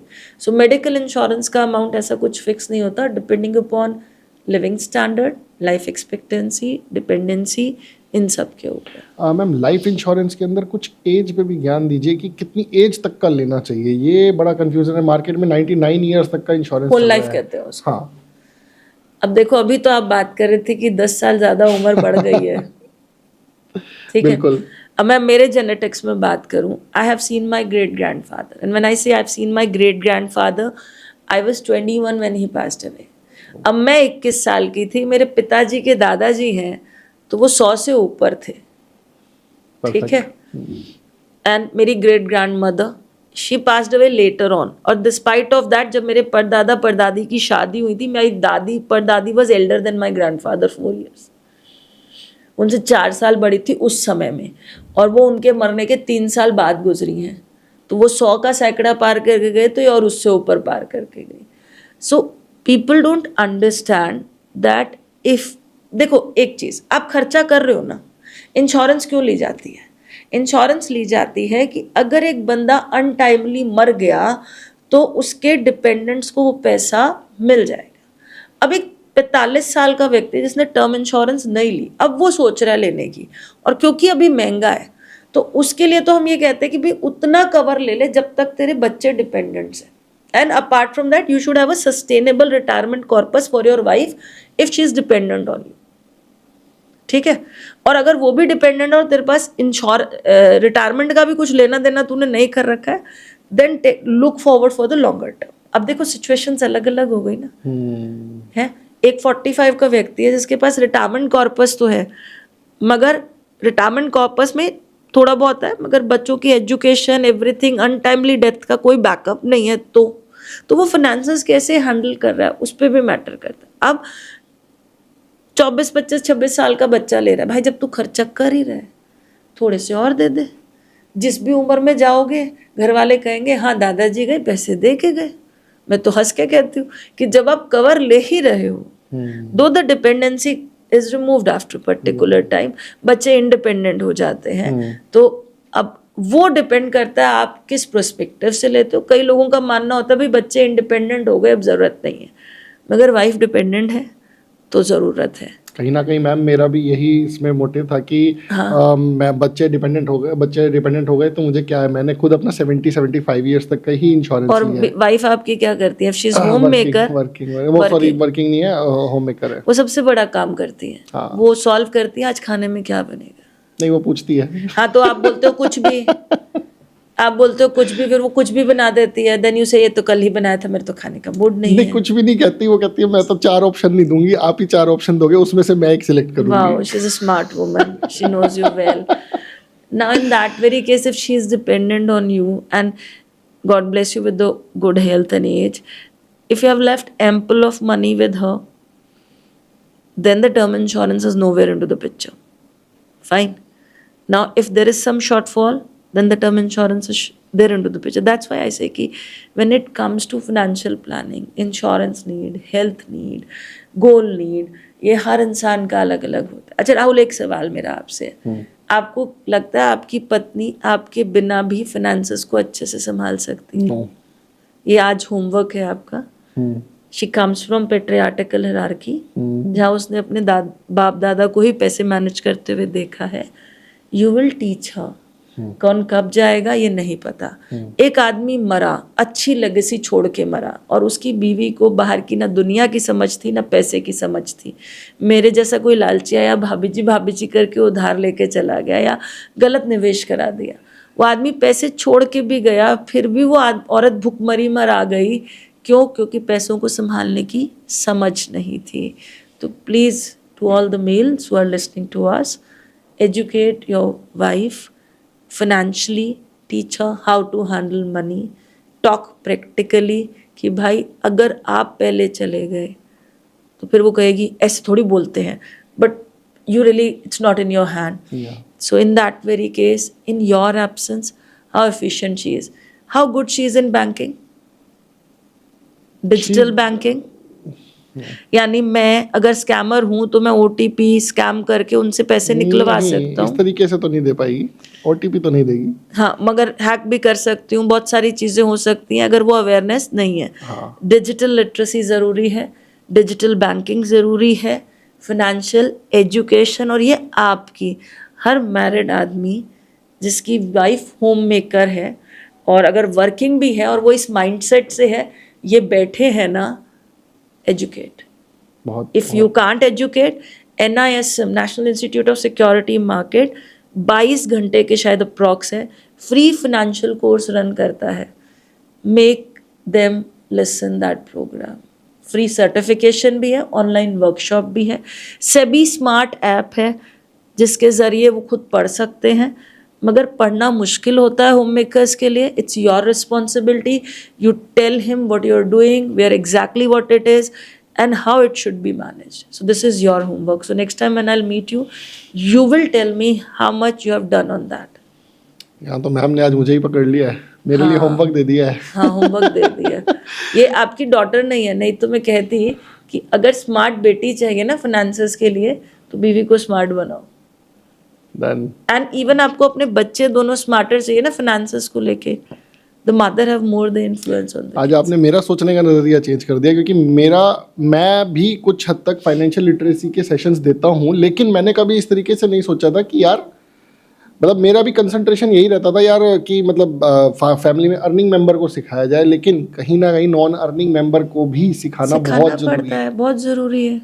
उसका reason है, अगर non earning member ही survivor है और उसे manage करना ही नहीं आता तो उस पैसे को हाथ से निकलने में देर। अच्छा, वो क्या करेगी? एक होम मेकर क्या करेगी? घर खरीद लेगी, ज्वेलरी खरीद लेगी। She is never expose to mutual funds. उसके नाम पे म्यूचुअल फंड्स हैं, वो मैं ही मैनेज कर रहा हूँ। उनको तो पता भी नहीं है, तो बताएं। इवन अगर मैं उससे डिबेट भी करता हूँ कि म्यूचुअल फंड में पैसे लगा देता हूँ, तेरे पास कुछ पैसे पड़े हैं, ये एक्स्ट्रा पड़े हैं, तो शी सेड नो, मैं एफडी कराऊंगी। नहीं वो चलिए ठीक है कि वो अपना एफडी कराते हैं, मगर उनको आप ये मत कहिए, देखो लेडीज से ना पैसे निकलवाना मुश्किल होता है, so don't try that also, ठीक है। अनलेस एंड अनटिल, मैं खुद भी तो लेट, unless and until she is convinced enough for the product. So very first thing, don't push her into that. Second thing, make her understand why mutual funds, why you are doing. फिर हम एक और चीज कहते हैं ना, the portfolio should be the mix of debt and equity. तो equity आप कर रहे हो, डेट वो कर रही है, तो मैनेज हो रहा है ना। तो पहले तो उनको एजुकेट करो। आप सीधा मतलब डाका मारोगे तो कैसे चलेगा, ऐसे थोड़ी चलेगा। उसको यही लगता है मैं डाका मारने ही हाँ, तो आया हूँ। I know that, I know the mindset of a home maker, though I am not a home maker, but मेरे आसपास बहुत सी लेडीज हैं, मेरी सिस्टर हैं, so they are in that mindset only. पहले उनको अपने वाले गुल्लक के अंदर क्या क्या है वो अच्छे से समझाओ, तो फिर वो कंफर्टेबल होंगी ना। ओके, बच्चों से स्टार्ट करते हैं मैम, ज्यादा अच्छा वो हाँ, रहेगा। तो बच्चों से शुरू कीजिए ना। तो फिर नहीं, आप हो ऐसा सकता है- करो ना, आप बीवी को भी एक अलग से पॉकेट मनी दे दो इन्वेस्टमेंट के लिए, वो भी तो कर सकते हो। अरे जो घर खर्च के दे रहे हो, मैं उसकी नहीं बात कर रही हूँ। अरे मैम, आप मरवाओगे पॉडकास्ट के जरिए, वो मेरी बीवी ने देख लिया तो वो आज ही मेरे पीछे पड़ जाएगी। बाकी बीवियां क्या करेंगी, बाकी लोगों की जो सुनेंगी। But that's in good thing ना, why can't you have that lesson with your wife also, and specifically home makers, कि भाई अब ये जो पैसे दे रहा हूँ ना, ये 1000 2000 5000 जो भी आपका पॉकेट अलाउ करता है, ये तो तेरे घर खर्च के, इसको लेट्स से, अब वो एफडी वाला इंसान है तो इसको तो 50% तू एफडी में डाल, 50% हम म्यूचुअल फंड में डालेंगे और तेरे नाम से डालेंगे, पेपर भी तू ही साइन करेगी, तेरा केवाईसी भी तू नहीं करना है, तो सब मैं बताऊंगा, करना तूने है। तो गाड़ी सिखाते हुए हस्बैंड, पति, पिता ड्राइविंग स्टीयरिंग व्हील पे आधे नजर आते हैं, वो स्टीयरिंग व्हील उन्हें पकड़ाइए, ठीक है, और उन्हें प्रॉपरली सिखाइए कि कब ब्रेक मारना है, कब क्लच दबाना है, यानी कब रिडम्पशन करनी है, कब टॉप अप करना है, तो ये चीज़ ज़रूर सिखाइए। बहुत ही अच्छी मैम ये नॉलेज मिली आज। Your wife will be happy, not वो योर, तो 100% हैप्पी होने वाली है, मुझे लग रहा है। आज अगर मैं उससे, आज पॉडकास्ट तो रिलीज होने में टाइम लगेगा, लेकिन आज मैं उससे डिस्कस करूंगा ना, तो पता क्या बोलेगी, पहली बार तुम्हारे कोई गेस्ट मेरे काम के आए हैं। हाँ, उनको दोबारा बुलाओ, थोड़ा और टॉप अप कराते हैं। मैम यहाँ पे एक और क्वेश्चन जो है वो मतलब मेरे लिए थोड़ा डिसहार्टनिंग है, वो कि 70% आईफोन्स इंडिया में जो मिल रहे हैं, वो मतलब जो बिक रहे हैं, दे आर ऑन EMIs। हाँ, तो बहुत सारी जनता EMIs पे लेना चाह रही है, क्या ये ठीक है ma'am? Obviously these EMIs are interest free, वो इस चक्कर में कुछ लोग शायद ज़्यादा ले रहे हैं, लेकिन क्या EMIs पे फ़ोन लेना ठीक है या नहीं है? मैं इस पे मिक्स्ड रिस्पॉन्सेज है मेरे, मैं आपके रिस्पॉन्स जानना चाहता हूँ। When it comes to buying something in EMI, देख ऐसा है, लाइफ एक ही बार मिलती है, तो मैं हमेशा कहती हूँ, ये मेरा टैगलाइन है, don't be a money miser, be a money wiser, ठीक है। आईफोन की इच्छा है, your budget can afford that EMI, no harm in it, मगर उस EMI को पे करते हुए आप उड़ रहे हो, खुद को गालियाँ दे रहे हो, और बहुत और चीज़ों पे जो ज़रूरत की है उन पे कॉम्प्रोमाइज कर रहे हो, then it is difficult. In the era of, this is a era of be happy on social media, you have to come out and be happy in real life। अभी वो एक स्वरा भास्कर के हस्बैंड है, मुझे उनका नाम नहीं पता, इलेक्शन हुए तो उनको शायद कुछ 125-150 वोट्स मिले हैं, जिसमें एक वो आया था मीम, इसके इतने फॉलोअर है इंस्टा या कहीं पे, और वोट उतने ही मिले हैं। So that's a reality, that the people who follow you on the social media are not your life. So I am happy with that iPhone and I can afford that EMI, not at all harmful, Rahul. जिंदगी है, जीने के लिए आए हैं, कमाते भी उसी लिए, कंजूसी कर करके पैसा अंदर दबा के बंदा पहले ही मर गया, तो फिर उसकी आत्मा किलसती हुई जाएगी यमराज के पास, सारा यही छोड़ गया, एंजॉय तो किया ही नहीं। So a balance of living in today and think of tomorrow is very much required, and that was again I said कि व्हेन इट कम्स टू, हम काउंसलर्स के पास जाते हैं, हम साइकोलॉजिस्ट के पास जाते हैं, हम when we have some trouble with some traumas, the same way ये एक लाइफस्टाइल ट्रेंड है जो लोगों को दिखता है, बच्चों को दिखता है, और वो उसी को फॉलो करते हैं, and some time outside force और counselling is required to help you in dealing with your money also. अभी मैं इन्वेस्टिंग की बात ही नहीं कर रही, you're a CA, that is your earnings course, how you manage is your money management, the biggest problem lies in money management. और पता है दिक्कत क्या है? अच्छा, एक सवाल है मेरा आपसे, आपका मैथ्स का पेपर है तो क्या पढ़ोगे? Maths. Science, SST, English, Hindi नहीं पढ़ोगे ना? आज की डेट में because of so much of processing of information, मेरा प्रॉब्लम है मनी मैनेजमेंट पहले, मगर मैं ज्ञान इन्वेस्टमेंट का भी ले रही हूँ। अच्छा, फिर मैंने राहुल को सुन लिया, अरे उसने तो अपना वेल्थ मल्टीप्लाई करा, तो मनी मैनेजमेंट के बाद आता है इन्वेस्टमेंट, इन्वेस्टमेंट के बाद आता है वेल्थ की, जो आप ऑलरेडी इन्वेस्ट कर चुके हो उसको मल्टीप्लाई कर सकते हो। तो मैं इन्वेस्टमेंट पे ज्ञान ले रही हूँ, इन्वेस्टमेंट में भी मैंने रायता फैला रखा है, मुझे सब जगह से पैसा चाहिए, ठीक है। वेल्थ मैनेजमेंट में मैं उसको कॉपी करने का कोशिश कर रही हूँ, मगर मेरा पहला होमवर्क या मेरा पहला एग्जाम तो मनी मैनेजमेंट है। First, I have to clear you have to clear your maths paper. Then only you can jump on to the next paper. So first, I have to understand my relationship with money, how I am dealing with it, how I am managing the money, and then I look forward for the next step. Because हमारा दिमाग कभी भी इतनी सारी information के लिए ready नहीं था। आप YouTube खोलो, इंस्टा खोलो, इंस्टा पे तो बड़ी अतरंगी रीलें आती हैं। एक तो बड़ा ही मेरा फेवरेट है। फेवरेट क्या है कि वो लेडी कहती पैसे चाहिए ना, तेज पत्ता लो। शायद होता होगा भाई, मुझे नहीं पता। ऐसे अगर पैसे आते तो सभी तेज पत्ते में लौंग लगा के जला रहे होते। कर्म करने से धन आता है। तो मेरा ये मानना है कि भगवान ने अगर थाली भी दे दी ना परोस के, तो गिराई तो खुद ही तोड़ के खानी पड़ेगी। चलो, भगवान जी को मेरे पे बड़ा प्यार आ गया, कहते ले आज श्वेता को अपने हाथ से खिलाऊंगा। अब मुंह में निवाला दिया ना राहुल, चबाना फिर भी मुझे पड़ेगा। भगवान कहता है नहीं चले यार, इसको चबाने की एक्सरसाइज, मीड़ के रोटी चूर के मुंह में ही दे दे, निगलना तो मुझे ही पड़ेगा। नहीं, अंतगत एफर्ट तो मेरे है ना। सो it's very important rather than getting influenced by any next thing which is coming in front of you, work जिससे पैसा आ रहा है। तो पहली चीज तो अर्निंग स्किल होनी चाहिए, ठीक है। फिर उसकी मनी मैनेजमेंट, फिर the rule of 3-5-2, then you start investing. फिर एक पॉइंट आता है कि हाँ कुछ है, जैसे आज राहुल आपके पास है, अब इसको मैं मल्टीप्लाई कैसे करूंगा? ये तो चल रहा है इन्वेस्टमेंट हर महीने का, ये जो यहाँ पर है इसको मैं फर्दर, और उसका एसेट एलोकेशन, कौन सी चीज किसके लिए रखी है। प्रॉब्लम ये हम सब कुछ एक ही दिन में करना चाहते हैं। I really want to be अरबपति करोड़पति इन अ सिंगल डे, वो पॉसिबल नहीं है। सो मेरा हमेशा कहना होता है कि बूंद बूंद से घड़ा भरता है, कंपाउंडिंग की बूंद से घड़ा जल्दी भरता है। तो वो कंपाउंडिंग का मैजिक पेशेंस के साथ आता है, चाहे वो कोई भी एसेट क्लास हो। इवन प्रॉपर्टी देखो, आप यंग रहे ना राहुल, जब छोटे थे तो प्रॉपर्टी क्या भाव थी? कुछ भी नहीं थी। ये जो ग्रोथ आया अभी इन्हीं दिनों में आया ना। अब आप बताओ, अभी इन दिनों में कोई और स्पर्ट आया कि ऐसे कि भाई 1 करोड़ की 4 करोड़ होगी? ऐसा तो कोई स्पर्ट नहीं आया। अब फिर ये एक स्टैग्नेंट मोड पे चली जाएगी ना। वो बीच बीच में पैच तो आएगा, पैच आ जाता रहता है। वो the same thing is with even when it comes to equity, direct equity और equity mutual funds, it require patience, and in equity you require learning, that वो fundamental technical. In mutual fund you require an expert to guide you out कि 45+ mutual fund companies में कौन सा मेरे लिए सही है या नहीं है। Don't do DIY. So DIYs destruct your wealth, yourself.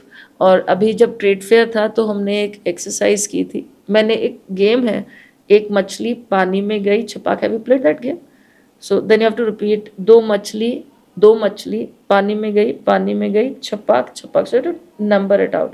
So I played it this way. किसी के कहने से मैंने शेयर बाजार में पैसा लगाया, मेरा पैसा पानी में गया, छपाक। एक एक्सपर्ट के जरिए मैंने म्यूचुअल फंड में निवेश किया, कंपाउंडिंग से मेरा पैसा ग्रो हुआ, झकास। So if you really want to have a झकास portfolio, you really need an expert.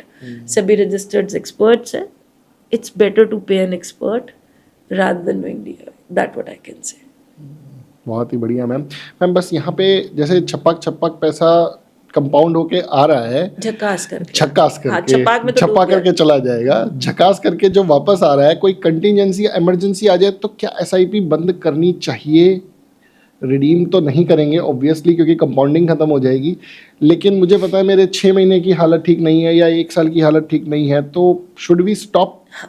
अब राहुल, आपने इमरजेंसी बैकअप ले रखा है, यस, ठीक है, अपना घर का खर्चा आपका चल रहा है और किसी वजह से आपका हाथ टाइट है और आप सिर्फ नहीं कंटिन्यू कर सकते, तो भाई खुद को बेच के, खून बेच के तो नहीं करेगा तू। Pause it, because financial situations है, अप डाउन होती रहती। हाँ, एज यू राइटली सेड, क्योंकि मैंने इमरजेंसी का बैकअप रखा हुआ है तो मेरा इमरजेंसी का पैसा वहाँ से आ रहा है, you can pause it, because अभी आप अफोर्ड नहीं कर सकते, मे भी 6 महीने में स्टेबलाइज हो जाएगा, तो then you can go head and restart it.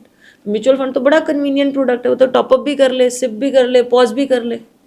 अच्छा, एक यहाँ मैं ऐड ऑन करूँगी कि एक्यूमुलेट हो गया SWP का कॉन्सेप्ट, जो आज की डेट में बहुत सुनने को मिलता है, सिस्टमैटिक विड्रॉल प्लान। सुना है ना बिल्कुल आपने? सुना मैम। अब राहुल, आप रिटायर हुए, आपके पास 5 करोड़ है, म्यूचुअल फंड में ही पड़े हैं और इक्विटी म्यूचुअल फंड में ही पड़े हैं, और आप उसमें से सिस्टमैटिकली निकाल रहे हो और साथ में मार्केट गिर रहा है, तो ये तो दो धारी तलवार हो गई। बिल्कुल, निकल भी रहा है और कॉर्पस भी गिर रहा है, यानी depletion of the portfolio will be faster. तो जब हम सिस्टमैटिक विड्रॉल्स की बात करते हैं, you want it at the retirement, I want it at the retirement, I need to select an asset class. It should be a debt fund or it can be a hybrid fund, and that to balance, or conservative hybrid, not aggressive hybrid, क्योंकि हम उस पड़ाव पे है जहाँ मैं अगर risk लूँगी तो मेरे को दोबारा से कमाना शुरू करना पड़ेगा। तो भाई SWP में वो जो फिगर्स देते हैं कई बार की इक्विटी मार्केट से, उनसे थोड़ा मैं कोरिलेट कम पढ़ पाती हूँ, क्योंकि अगर मार्केट गिर रहा है और उसके साथ तुम निकाल भी रहे हो तो भाई बंटाधार जल्दी हो जाएगा। डेट में डाला है, डेट म्यूचुअल फंड में, तो 7-8, हाइब्रिड में खींच के 9%, और ये अप्रोच हमें अपने प्लान्स में रखनी चाहिए। क्यों? जैसे हम खर्चा हमेशा ज़्यादा मानते हैं, और जब हम फ्यूचर में विड्रॉल्स की बात करते हैं, एस्टिमेशन लगाते हो, क्योंकि अभी तो आप एस्टिमेट ही लगा रहे हो ना राहुल, कि मैं रिटायर होऊंगा तो मैं SWP लूंगा, तो SWP में 7-8-9% पे आप SWP पे बात करिए। अगर आप 12-15% पे बात कर रहे हो और मार्केट नीचे गिर रही है, ये दो धारी तलवार की तरह हो जाएंगी। So don't get lured by this thing कि SWP is a new magic. अरे भाई, जब से म्यूचुअल फंड आया तब से SIP, SWP, STP तब भी था, आगे भी रहेगा, कोई नया मैजिक नहीं है। Just the thing is you are hearing it for first time. So you need SWP or not? That is again a question. अब राहुल को बैठे बैठाए 4 घरों से रेंटल आता है और म्यूचुअल फंड में भी पैसा पड़ा है, तो अभी शायद उसे SWP की जरूरत ही नहीं है कि भाई पुराना पिताजी ने घर ले रखे थे, उनसे रेंटल आ, तो सिचुएशन डिफर ना। SWP चाहिए नहीं चाहिए, वहीं पे ये वाला राहुल है, इसके पास कोई रेंटल इनकम सोर्स नहीं है, वहाँ SWP चाहिए, तो वहाँ फिर कैलकुलेशन अलग हो जाएगी। सो प्लीज़ रिमेंबर, हर किसी का फाइनेंशियल सिचुएशन अलग होता है, पर्सनल सिचुएशन अलग होता है, प्रोफेशनल सिचुएशन अलग होता है। आप सबका कोई एक स्टैंडर्डाइज प्लान नहीं है, सबकी फाइनेंशियल प्लानिंग डिफर करती है। आप किसी की जर्नी से इंस्पायर हो सकते हैं, आप उसे कॉपी पेस्ट नहीं कर सकते। बहुत ही उम्दा जवाब दिया मैम आपने। ये कहीं ना कहीं मेरा भी एक कॉन्सेप्ट क्लियर हुआ, क्योंकि मैं भी यही सोच रहा था SWP के अंदर मैं इक्विटी डालूंगा कहीं ना कहीं, लेकिन हाँ, अब मेरे को समझ में आया इक्विटी अगर डालनी भी है तो कम से कम 5-10 साल आगे के पैसे को इक्विटी में डाल सकते हो आप। Starting The basket strategy can work rather than SWP. With SWP in retirement, the basket strategy works better कि भाई ये 10 साल जो पैसा है यहाँ पे I can have conservative, अगले 10 साल वाला मुझे निकालना भी नहीं है, तो I can have equity mutual fund or a hybrid equity mutual fund which is aggressive to equity, and I can let my money grow. So बहुत ही बढ़िया आप आंसर्स दिए आपने मैम हमारे क्वेश्चंस के। अब थोड़ा सा इंटरेस्टिंग सा माहौल क्रिएट करते हैं और मैं आपसे कुछ रैपिड फायर क्वेश्चंस पूछना चाहता हूँ रिलेटेड टू मार्केट। तो ये आप हर गेस्ट के साथ करते हो? हाँ, उनकी फील्ड से रिलेटेड। तो आज रोल रिवर्सल करते हैं ना, आप भी फाइनेंस से ही हो, आज मैं रैपिड फायर पूछती हूँ। आज उल्टा करना है? हाँ, आज उल्टा करते हैं। चलो ठीक है ma'am. You're a CA, you know the financial terms. आप बिटकॉइन की बैलेंस शीट्स फाइल करते हो। Let's see. ठीक है। So the first thing, what is STP? Systematic transfer plan. क्या होता है उसमें? बेसिकली आप किसी एक पर्टिकुलर फंड में, नॉर्मली बंदा डेट में पैसा डालता है और थोड़ा थोड़ा पैसा इक्विटी में शिफ्ट होता रहता है, वीकली, मंथली, क्वार्टरली, जैसे भी आप करना चाहते हो उसको वो आप शिफ्ट कर सकते हो। Wonderful. When it comes to Nifty, how many shares are there in Nifty? No idea. 50। 50, Nifty 50, हाँ निफ्टी 50 यार। अच्छा, ये 50 शेयर कांस्टेंट रहते हैं? नहीं, हर रोज शेयर मार्केट ऊपर नीचे होती है। नहीं, 50 शेयर का कॉम्पोजिशन हाँ सेम हाँ, रहता है? कंपोजिशन तो नहीं, परसेंटेज ऑफ उनका जो मार्केट कैप है वो ऊपर नीचे होगा ना। नहीं, शेयर्स भी चेंज होते हैं। So there is a particular criteria to be a part of exchange. So वो तो चेंज मतलब ऐसा होते हो हैं। सकता है हाँ, एचडीएफसी कि- बैंक ना हो लेकिन कोई और कंपनी सो का पहले कोई जैसे ऊपर नीचे हो यूपीएल जाए। था, अब यूपीएल पार्ट में नहीं है इंडेक्स में, तो Okay. It change once a stock is not fulfilling the criteria of to be a part of index, it is being replaced by some other stock. So index composition change होती रहती है। What is ISIN number? ये हम आईटीआरस में डालते हैं ma'am. हाँ, डालते हो ना, तभी तो पूछा। फुल फॉर्म तो नहीं पता, हम तो उसमें से आता है वो IK0729 ऐसे करके एक नंबर आता है, वो डाल देते हैं उसके अंदर। वो हर फंड का एक और हर शेयर का एक नंबर होता है, यूनिक नंबर। हाँ, वो यूनिक डलता है। नंबर होता हाँ, है, दैट लेकिन- यू अंडरस्टैंड। तो एक यूनिक नंबर होता है जो हर सिक्योरिटी को दिया जाता है, हाँ। That is ISNI number. क्योंकि जब आप रिटर्न फाइल करते हो तो किसी ने खरीदा, किसने बेचा, यस, इसीलिए। वो डलता अच्छा, अभी डेट म्यूचुअल फंड्स पे लॉन्ग टर्म और शॉर्ट टर्म कैपिटल गेन क्या है? डेट के ऊपर तो मैम देखो, शॉर्ट टर्म, लॉन्ग टर्म तो मैम देखो उसको वो मिल जाती है इंडेक्सेशन। अभी इस बजट में शायद इंडेक्सेशन हटा दिया है अब। हाँ, खत्म ठीक हो है, गई पहले है। इंडेक्सेशन थी। अब खत्म हो गई। हाँ, वो इंडेक्सेशन अब खत्म हो गया। अब तो 12.5% फ्लैट हो गया है ना लॉन्ग टर्म का तो। सो दैट इज और शॉर्ट टर्म को तो इनकम में जोड़ देते हैं। No. So when it comes to debt funds, whether it is any mutual fund which have less than 35% of equity, whether you sell it in short or long, it is taxable as per your slab. If it is 35 to 65, long term, 3 year and plus, it is 20% with indexation. And when it comes to equity mutual funds या equity, उसका taxation क्या है? Equity mutual funds, हाँ। ये तो बहुत easy है ma'am. हाँ, तो बता दो। Equity mutual fund short term is 15%, हाँ, long term is 12.5% from now, इस बजट के ऑनवर्ड्स। उससे पहले वो 10% था। उससे पहले सेक्शन 1038 था जो लॉन्ग टर्म इक्विटी को एग्जेम्प्ट करता था। मैम पूरी रिसर्च कर रखी है इस पे। गुड। और कितने अमाउंट तक टैक्स नहीं लगता? कितने 1 कैपिटल? लाख रुपए तक पहले था। पहले तो पूरा ही एग्जाम था। फिर ये 2018 में जब ग्रैंड फादरिंग आया था तो उसके बाद ये इन्होंने 10% लगाया। अब इस बजट में इन्होंने बजट 2024 में इन्होंने 12.5% कर दिया। और 1,25,000 तक के कैपिटल गेन पे कोई भी टैक्स नहीं है नहीं है। लॉन्ग टर्म पे। हाँ, लॉन्ग टर्म पे। So the taxation is very important ना, क्योंकि जब हम इन्वेस्टमेंट की बात करते हैं तो सबके दिमाग में टैक्सेशन ही रहता है। कुछ थोड़ा बहुत तो पता है। गुड। अरे भाई, इतने लोगों का रिटर्न फाइल करते हो, इतना ही रैपिड फायर बहुत है। ज्यादा फायर करूंगी तो फिर thank you so much ma'am. Thank you so much audience, इस पॉडकास्ट को पूरा एंड तक देखने के लिए और हमारे साथ बने रहने के लिए। आप ऐसे हमारे चैनल के साथ जुड़े रहिए, हम नया नया कंटेंट आप तक लाते रहेंगे। जय हिंद दोस्तों।